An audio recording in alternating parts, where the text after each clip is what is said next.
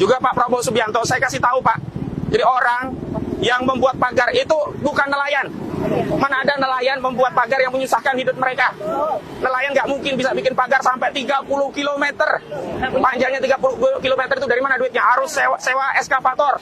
Yang per jam udah tahu harganya berapa. Nggak mungkin. Nah, saya kasih tahu, proyek itu dikerjakan oleh Mandor Mehmet. Itu atas permintaan Gojali alias Encung. Dan ini disupervisi oleh Ali Hanafiah Lijaya. Nah, Ali Hanafiah Lijaya ini adalah orang kepercayaannya Aguan. Apa tujuannya? Untuk mensterilisasi laut yang di dalamnya, ingat sudah ada alas hak yang ini hasil kong kali kong antara kelurahan, ya, pihak desa, kepala desa harus periksa semua, dan BPN dan Pemda. Jadi kita minta Presiden Prabowo Subianto untuk membuat tim audit yang memeriksa seluruh kepala desa di Kabupaten Tangerang yang punya wilayah pantai dan laut. Jadi mereka ini yang bisa, yang memberikan izin mereka, kenapa mereka mendiamkan? Jadi ada alas-alas hak di pantai dan laut kita seolah-olah sudah korban abrasi dan kemudian mau direklamasi. Jadi ini untuk kebutuhan PIK 2. Tony, orang yang PIK 2, emang ini bukan PIK 2 yang bangun tapi orang lain. Tapi kepentingan bangun pagar laut ini untuk kepentingan industri propertinya Pantai Indah Kapuk 2. Jadi yang menikmati juga tetap PIK 2. Jadi ini pagar laut kita beri nama saja pagar laut PIK 2 karena memang untuk kepentingan PIK 2.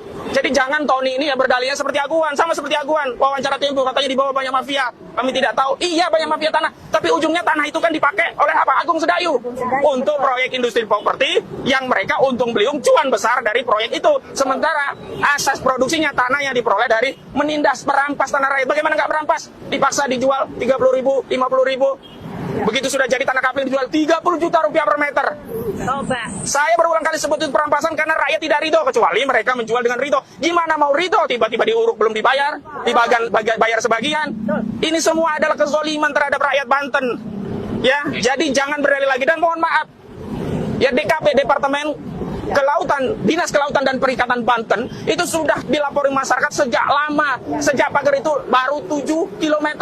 Nah sekarang menjadi 30 km. Di mana negara?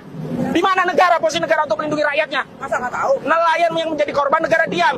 Mohon maaf, ini saja kalau nggak viral, masyarakat nggak protes, boleh jadi negara masih diam. Jadi saya minta Kementerian apa ini? Kantor Pusat Kementerian Kelautan dan Perikanan yang dipimpin oleh Pak Wahyu Sakti, Wahyu Trenggono, benar-benar sakti. Jangan kehilangan kesaktiannya ketika menghadapi Aguan. Jangan hanya nama doang. Jangan hanya nama saja yang sakti tapi tidak punya kesaktian. Karena apa? Kementerian itu punya anggaran, ya punya sarana prasarana, punya alat negara, punya fasilitas, punya segala hal yang dimiliki yang bisa untuk menegakkan ya kedaulatan laut kita. Untuk apa kita capek-capek membela kedaulatan laut kita di Pulau Natuna, di perairan Natuna Utara, sementara di bibir pantai kita dekat Jakarta kita serahkan kepada Aguan. Hari ini masa kita kalah seluruh rakyat kita ini dengan seorang Aguan? Keterlaluan.